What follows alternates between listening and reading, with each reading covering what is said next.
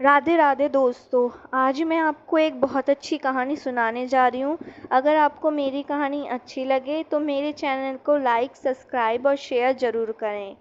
किसी गांव में एक बहुत बुद्धिमान ब्राह्मण रहता था। उसका एक दोस्त था जो एक पैर से लंगड़ा था और बहरा भी था। वह दूसरे गांव में रहता था। एक दिन वह ज्ञानी ब्राह्मण अपने बचपन के दोस्त से मिलने के लिए घर से निकला।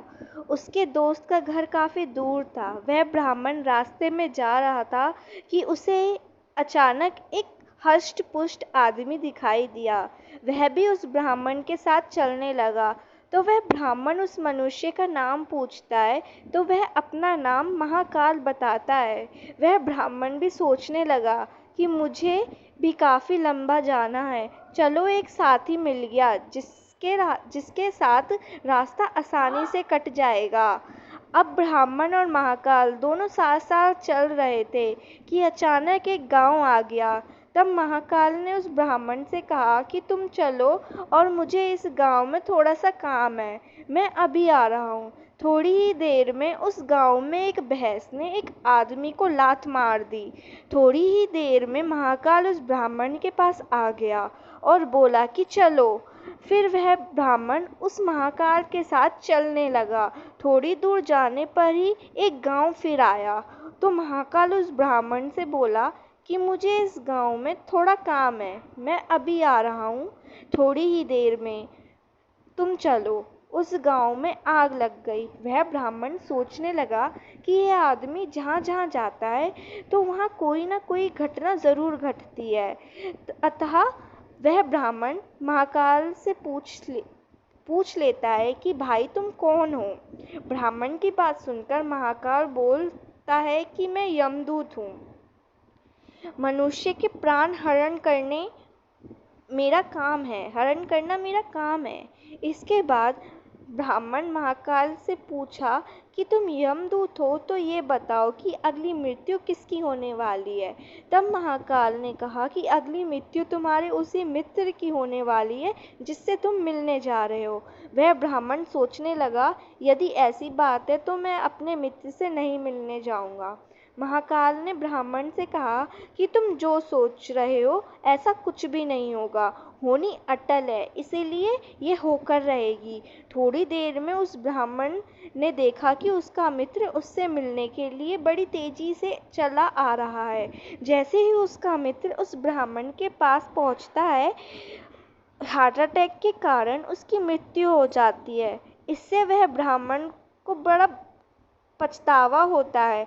वह ब्राह्मण उस महाकाल से पूछता है, अच्छा ये बताओ कि मेरी मृत्यु कब और कैसे होगी। तब महाकाल ने कहा कि तुम्हारी मृत्यु ठीक 1 महीने के बाद दूसरे राज्य में फांसी लगने से होगी। वह ब्राह्मण फिर अपने घर आ गया और सीधे अपने राज्य के राजा के पास गया और ब्राह्मण ने राजा को सारी बात बता दी। वह राजा ने राज्य सभा में यह प्रश्न सबके सामने रखा। तब उस राज्य सभा में यह फैसला लिया गया कि यदि ऐसी बात है तो वह ब्राह्मण इसी राजमहल में 6 महीने तक रहेगा। राजा ने ब्राह्मण के लिए राजमहल में व्यवस्था करवा दी। धीरे धीरे समय बीतता गया। उस ब्राह्मण को नींद में चलने की बीमारी थी और यह बात उस ब्राह्मण को नहीं मालूम थी। जिस दिन उसकी मृत्यु होने वाली थी उससे एक दिन पहले रात्रि को वह ब्राह्मण राजमहल से निकलकर दूसरे राज्य के राजमहल में जाकर राजा के सैन्य कक्ष में राजा और रानी दोनों के बीच में जाकर सो गया। सुबह जब राजा उठा तो उस ब्राह्मण को अपने शयन कक्ष में देखकर बहुत क्रोधित हुआ और उस ब्राह्मण को फांसी की सजा सुना दी। तब वह ब्राह्मण उस राजा को सारी कहानी सुना डाली, जिसको सुनकर वह राजा अपने एक गुप्तचर अपने पड़ोसी राज्य के राजा के पास भेजकर सारी जानकारी ले ली।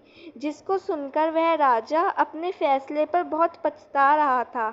लेकिन उस राज्य का एक नियम था कि एक बार राजा ने जो सजा सुना दी, फिर चाहकर भी उसे नहीं बदल सकते। राजा ने राज्यसभा लगाई और इसका उपाय पूछा।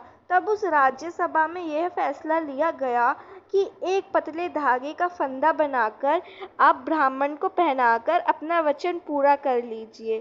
फंदा पतला होने के कारण ब्राह्मण की मृत्यु भी नहीं होगी और आपका फैसला भी ठीक होगा।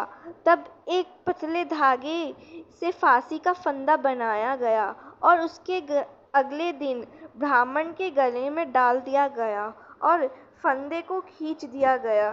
सभी ने यह सोचा कि ब्राह्मण को कुछ नहीं होगा, लेकिन उस पतले धागे की वजह से उस ब्राह्मण का गला कट गया और खून की तेज धारा निकलने से उसकी वजह से ब्राह्मण की मृत्यु